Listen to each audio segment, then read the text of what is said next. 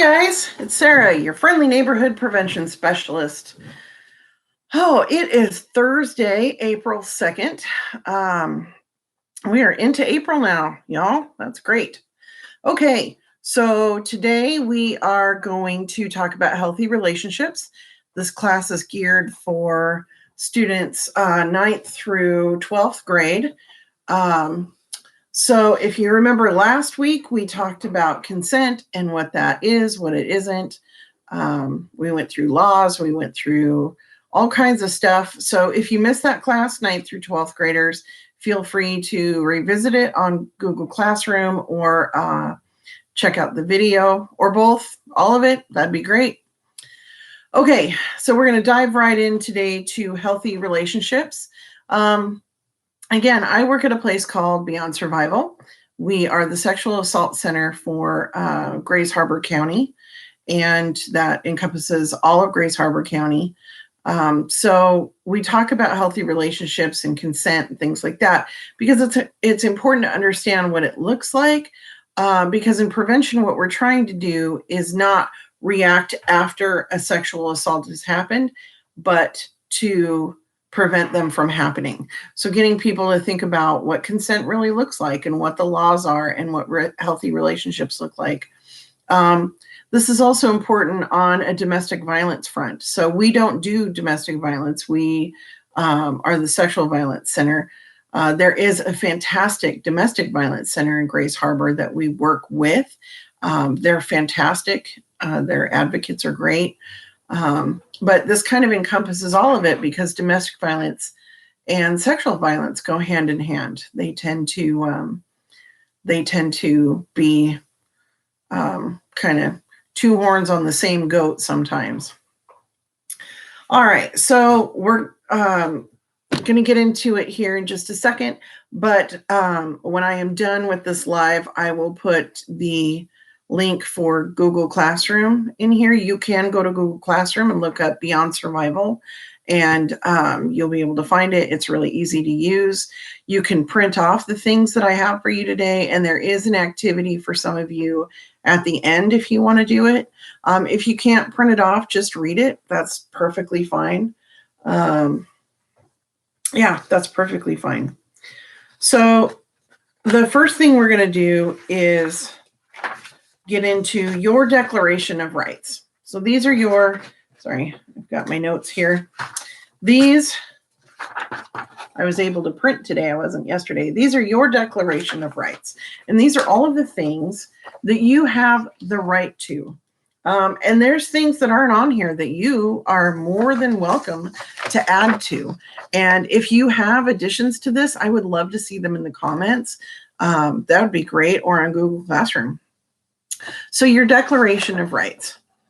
I have the right to be treated with respect, the right to have and express my own feelings. I have the right to say no and not feel guilty. No is a complete sentence. In many, many cases, no, N-O, no, period, is a complete sentence. And in many cases, it doesn't require any kind of explanation. Like if somebody's pressuring you for nudes or to do sexual things that you don't want to do, no is a complete sentence. If your parents ask you to do the dishes, it requires explanation if you say no first. But no can be a complete sentence. I have the right to change my mind, the right to say, I don't know. I have the right to express anger in a healthy way, the right to be treated as a capable human being. You have the right to have your needs be as important as others' needs. Have you ever heard that saying, you can't pour from an empty pitcher? If you're constantly giving and giving, you can't, eventually you're going to run out. If somebody's always taking, you're going to run out. It gets exhausting. And many of us have had those kinds of relationships where you've dated somebody and they're just a taker, and, you know, it's fine for a little bit and then you're just exhausted. You have the right to make mistakes. You have the right to ask why. You have the right to have and express your own opinions, to set limits on your relationships, and those are all relationships in your lives. Healthy boundaries are very important. You have the right to take time to respond to someone. You have the right to take time to think before you communicate. The right to take time to meet your own needs. That goes back to that giving and taking thing. You have the right to take time to be alone. You have the right to change your goals whenever you want. You have the right to change a relationship when your feelings change. And that goes for all relationships. You have the right to be yourself without changing to suit others.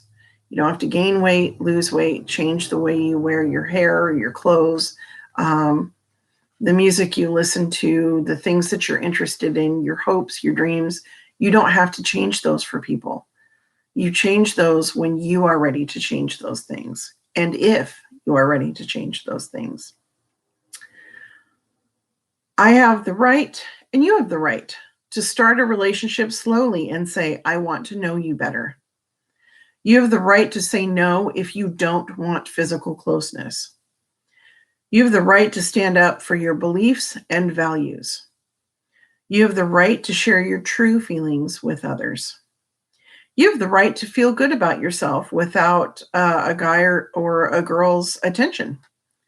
You have the right to be judged only by your actions and not your appearance. How you look out here, how you present yourself, has nothing to do with who you are in here, who you are in here and in here. And you should be judged based on your heart and your mind and not on your appearance. You have the right to handle opinions different from your own. We don't see that mirrored very well in social media these days, do we? People having differing opinions and being okay with that. But it's healthy because you're not going to agree with anybody 100% of the time. So it's okay to agree to disagree on certain things. Some things are deal breakers for others that aren't. But it's okay to handle an opinion different from your own with some grace. I have the right to be satisfied with my achievements. You have the right to be excited when you reach a goal. You have the right to be excited and happy when you've reached your achievements. Those are your wins. You earned those. You have the right to tell someone you don't like the way you're being treated. You have the right to an equal relationship with a partner, and you have the right to feel good about yourself. And you should. You should feel good about you because you're awesome. So those are your Declaration of Rights. Again, you can print those off on Google Classroom. If you have anything to add to those, I would love to hear it. I would love that. So put them in the comments or in Google Classroom. So healthy relationships typically have 5 key parts. Self-esteem. Self-esteem is how I feel about myself. This is how I feel about me. That's what self-esteem is. When you have positive self-esteem, you can accept feedback and positive statements from others. When I respect my own thoughts, feelings, and needs, I can balance them with the feelings and needs of friends and partners. Excuse me. I have seasonal allergies. I don't have COVID. So you can accept feedback and positive statements. You can accept compliments when you have healthy self-esteem. The other thing that you can take is constructive criticism. So not people being mean, obviously, and saying mean things to you, but constructive criticism. And compliments can be really hard for some people to take. So when I'm talking about self-esteem in a classroom, whether it's the self-esteem portion or the portion in the healthy relationships, I ask people, turn to someone next to you and give them a genuine compliment. And then all I want you to do is say thank you. So my challenge for you for the rest of the week is when someone pays you a compliment, just say thank you. That's all. Just say thank you. Don't argue with them. Don't tell them why they're wrong. Just say thank you. Because you deserve compliments. Okay, self-esteem. The second one is communication. This is big. Communication is how you express yourself with others. In relationships, good communication involves the ability to share feelings and ideas. It also involves being a good listener. It's important to be aware of our words, thoughts, and gestures, even when we disagree with others. 3, agreements. All relationships have rules that help us connect with each other. Agreeing to be respectful, honest, and accountable as friends or as partners builds and maintains trust in relationships. I just realized I forgot to show you what this looks like. This is also on Google Classroom. So this can also be thought of as healthy boundaries. Your boundaries for physical closeness, your boundaries for time that you spend by yourselves, time that you spend with your friends, how they talk to you, the things that they are allowed to joke with you about and what they're not. There's all kinds of boundaries that you are able to set for yourself and should set for yourself when in a healthy relationship. And your partner, if you're in a healthy relationship, will accept those. They will be respectful of those healthy boundaries. Connections is number 4. We each have many relationships or links with others. Examples include links in our community, in our school, and with our family. So no single relationship should isolate us from any of the other relationships. So if you're dating someone who doesn't want you to spend time with your friends or your family, they want you to solely focus on them, this could be a sign that you're in an abusive relationship. And 5 is balance. Relationships involve give and take on both sides. When one person is always giving and the other is always receiving, it's likely one person will develop more power or control in the relationship. Healthy relationships works towards a balance. Sometimes one person has to give a little more than the other, depending on the situation. So, for example, I spent a few years being very, very sick. My husband had to take care of me a lot more than he normally does. But typically, the relationship is very balanced. So, while temporary setbacks may shift the balance in your relationship a little bit, the respect should never shift. So those 5 parts again: self-esteem, communication, agreements or healthy boundaries, connections, and balance. So we're going to move on to red lights and green lights, and it looks like this. Again, it's on Google Classroom if you want to look at it or print it out. So red lights, these are things that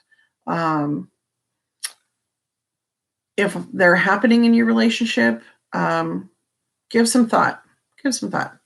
So if they blow up at little things, if they want to isolate you from friends and family, blames others for their own fault. So somebody who never takes responsibility for their own actions. If they abuse drugs and alcohol, if they're cruel to animals, has a fascination with weapons. So I live in rural Washington. I grew up in rural Oregon, and I grew up fishing and hunting and all that. And I lived in a household that had rifles and things like that for hunting. My parents were police officers, so they had weapons. So when I say a fascination with weapons, I don't mean like somebody who has things in their house that they use for hunting or whatever.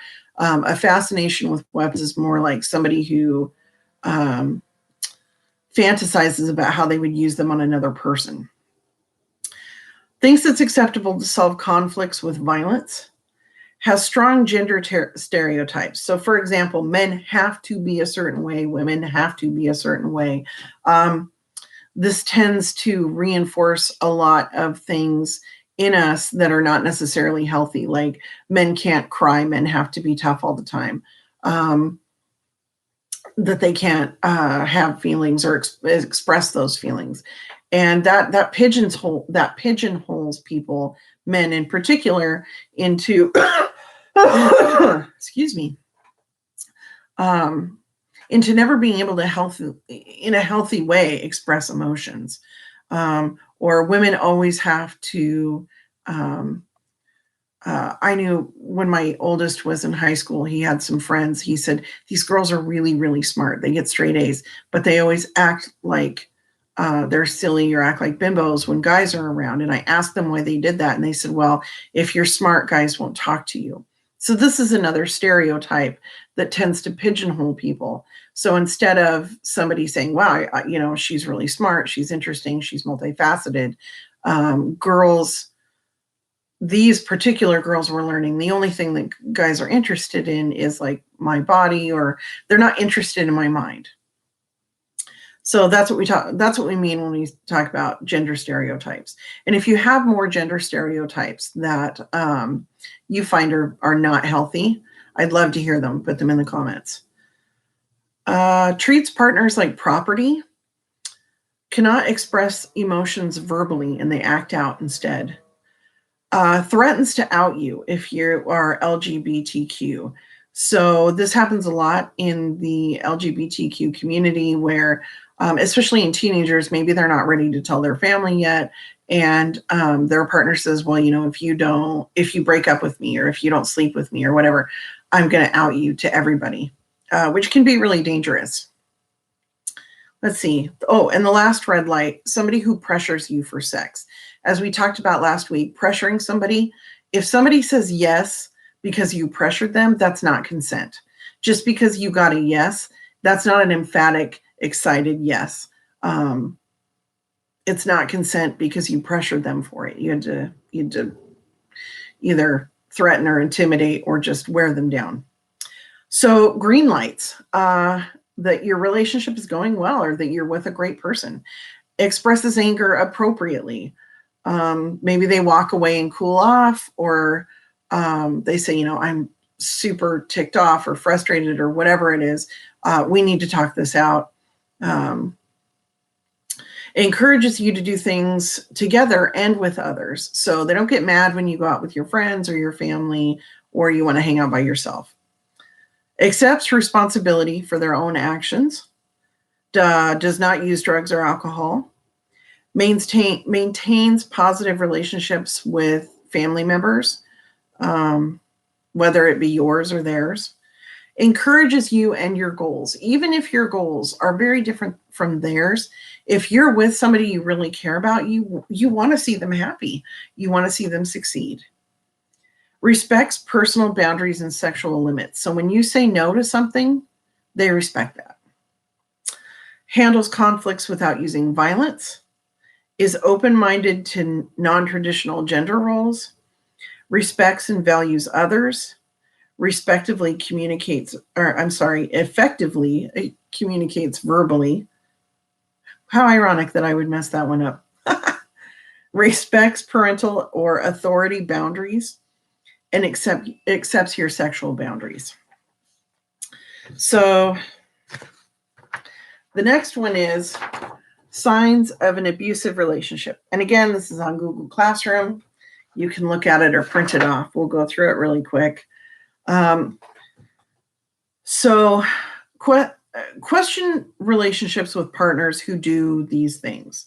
If you are in a relationship with somebody who does one or more of these things, I want you to question, are they healthy? Are they healthy for me? Am I healthy in this relationship? So again, abuse alcohol or other drugs, have a history of trouble with the law, get into fights, or break and destroy property. Don't go to work or school. They don't do anything. Right now, we're all kind of stuck in that. Like, we're not necessarily going to work or school, but if when things are normal, they just don't do anything at all, maybe ask, are they healthy? And am I healthy in this relationship? Blame you for how they treat you or anything bad that happens. If you say, the thing you did hurt my feelings, and they say, well, I did it because you did this, definitely give some thought as to either how to improve your communication, and if that doesn't work, maybe getting out. If they abuse siblings, other family members, children, or pets, that's a big red flag. Put people down, including your friends and family, or call them names. Your partner may not always like all of your friends, but if they don't like any of your friends or your family and they're rude and, say terrible things, they don't have to like them necessarily. Just, it's not okay to put them down. Are they always angry at someone or something? Try to isolate you and control who you see and where you go. So we see this in relationships with straight couples, boys and girls. So there's this kind of there's this talk about, like the psycho girlfriend. Oh, I'm such a psycho girlfriend. Isn't that cute? No, it's not. It's not cute. So guys, if you're in a relationship with a girl, or girls, if you're in a relationship with a girl who hits you, who puts you down, who isolates you, who says you can't have any females on your friends list, you can't be talking to any other females. If they do any of these things, it's just as abusive as if a guy does it. Women don't get a pass simply because of their gender. If you are being abusive to a partner, it doesn't matter if you are male, female, non-binary, it doesn't matter. If you are being abusive, you're being an abusive partner.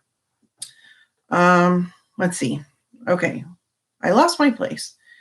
Nag you or force you to be sexual when you don't want to be. Again, if you have to force someone or nag them into a yes, it's not consent. Cheat on you or have a lot of partners. If you are in a monogamous relationship and they are not monogamous, you need to think about whether that's healthy for you.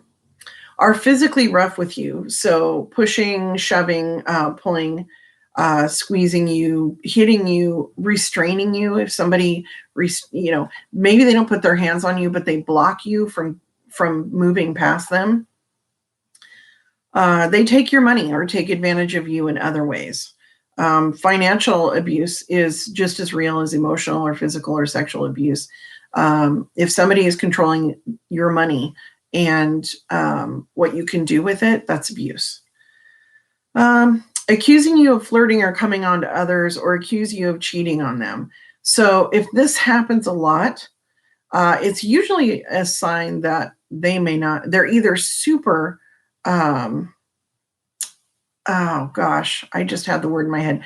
So it could mean that they're cheating on you, or they just have really low self-esteem. And they're really untrusting. And if your partner doesn't trust you, or you don't trust your partner, what's the point of being in the relationship? Devin James. So all men are abusers. Women always get a pass. No, not at all. All men are not abusers. The majority of men are not abusers. And like I said, women do not get a pass. You do not get a pass, ladies, for being abusive. Not at all. It's still abuse. It is still abuse. It doesn't matter who it comes from. Ignore you, give you the silent treatment, ghosting you, that's bad. Don't listen or show interest in your opinions or feelings. Things always have to be done their way. If they lie to you, don't show up for dates or disappear for days. Like I said, ghosting you. Make vulgar comments about others in your presence. Blame all arguments and problems on you. Tell you how to dress or act. Threaten to kill themselves if you break up with them, or that they cannot live without you. This is a big one. We see this a lot. And it's a very manipulative tactic for anyone to use. They can live without you. And why would you want to be with somebody who threatens to kill themselves? Experience extreme mood swings. So like 1 minute you're the greatest, the next they're mad and they're saying terrible things. Tell you to shut up, or that you're dumb or stupid, fat, call you names. That's not okay. Compare you to former partners. So some other cues that might indicate an abusive relationship. If you feel afraid to break up with that person, that's a big red flag. If you feel tied down, like you have to check in all the time. If there's a difference between like, hey, I'm respectfully talking to my partner about this thing that I want to do, or that I would like us to do, and having asked permission. You feel afraid to make decisions or bring up certain subjects so the other person will get mad. You tell yourself that if you just try harder and love your partner enough, that everything will be just fine. You can love someone to the ends of the earth, and it doesn't mean that they're going to change. They have to change because they want to. You can't love an abuser into a healthy relationship. You find yourself crying a lot, being depressed or unhappy. That's a big red flag. You find yourself worrying and obsessing about how to please your partner and keep them happy. You find the physical or emotional abuse getting worse over time. It's not going to get better. It's not going to get better. It always gets worse. All right. So, and Devin, when on your comment, women always get a pass. So, in domestic violence situations, most states, many states, I don't have the exact numbers of how many states have domestic violence laws where if the police show up for a domestic violence call, it doesn't matter if it's a male abuser or a female abuser, and it doesn't matter if somebody wants to press charges or not. The police are going to take somebody, whoever the abuser is, into custody. And men, women, doesn't matter. And that kind of evens the playing field, because then we know that, women don't always get a pass. The trope of the psycho girlfriend has got to end, you guys, because it's not cute. It's abusive. Okay, so the good news. Your relationship is healthy if this is what this looks like. Again, you can print it off or read it on Google Classroom if you want, and we're going to go through these things. Your relationship is healthy if you trust your partner. You treat each other the way you want to be treated and accept each other's opinions and interests, even if they're not the same as your own. You feel physically safe in the relationship. You know your partner would not put hands on you. Your partner likes your friends and encourages you to spend time with them and wants to include them in some way in their life as well. You make important decisions together. Your partner understands when you spend time away from him or her. You don't feel responsible for protecting your partner's reputation or for covering for his or her mistakes. Your partner encourages you to enjoy different activities. So like joining the volleyball team, band, running for student government, being in a play, whatever that is, whatever college goals, and it helps you reach your goals. Your partner likes you for who you are, not just for what you look like. It's great to be physically attracted to somebody, but it's even better to be mentally attracted to somebody. How many times have you met someone that you thought, man, they are gorgeous. Holy schmoly, they're beautiful. And then maybe they're not very nice. What's the first thing you're going to say about them? Probably something like, yeah, they look good, but they are not a nice person. Or she's mean, or he's a jerk, or whatever it is. You're not afraid to say what you think and why you think that way. You like to hear how your partner thinks, even if you don't always agree. You have both a friendship and a physical attraction. You don't have to be with your partner 24/7. Okay, that's what happens when you go live. Your partner cares about your sexual desires and takes time to communicate with you about what the two of you are comfortable with. Your partner does not force sexual activity or insist that you do something that makes you uncomfortable. So if you have those things in a relationship, then your relationship is probably pretty healthy, and that's great. There is one more activity on Google Classroom that it's for you folks who are currently dating someone or in a current romantic relationship, and it starts way to know, and that's on Google Classroom. And again, you can fill that out, and I think after you fill it out, you'll have a pretty good idea if that person is healthy, if they're healthy for you, if you're healthy in the relationship, because it's not just in finding the right person, it's being the right person. You have to be a whole person in yourself to be a good partner. So having healthy self-esteem, having outside interests, having things about you that are solely about you, your hobbies, your goals, your interests, your dreams, how you spend time, who you spend time with, those things need to be healthy. Again, because you can find a really great human being, but if you're not ready to be in that relationship, it's probably not going to last. And it's always nice to be with somebody who helps you be a better person, but you have to want to be that better person. They can't make you a better person. Nobody can make you a better person. So it's in being the right partner as well. So after you answer those questions about your partner, maybe look at those questions for yourself and write down a list of things that are important to you in the right person. Like, are they fun? Are they kind? Are they hardworking? Are they conservative? Are they liberal? Are they political? Are they gregarious? Are they introverted, extroverted? You can come up with, a whole great big long list of things that could be important to you. And I'd like you to pick 10 things that are important to you, goal-oriented, things like that, in a partner. And then I would like you to also then go back to that list and write down as many as you can think of, and then pick your top 10. And then go back to that list and say, as an ideal partner, I would like to be, so that you know what it is that you're bringing to the relationship. I did this with a class of juniors and seniors, and about a month ago. And one girl said, I picked somebody goal-oriented because that's something I really like about someone, and it's something that's lacking in me.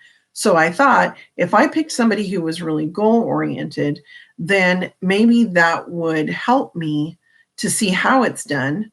And that would kind of give me the push I need to be more goal-oriented myself. And I thought that was great. I thought that was a great answer, because she thought about, this is something that's lacking in me that I would like more of in my life and in a partner.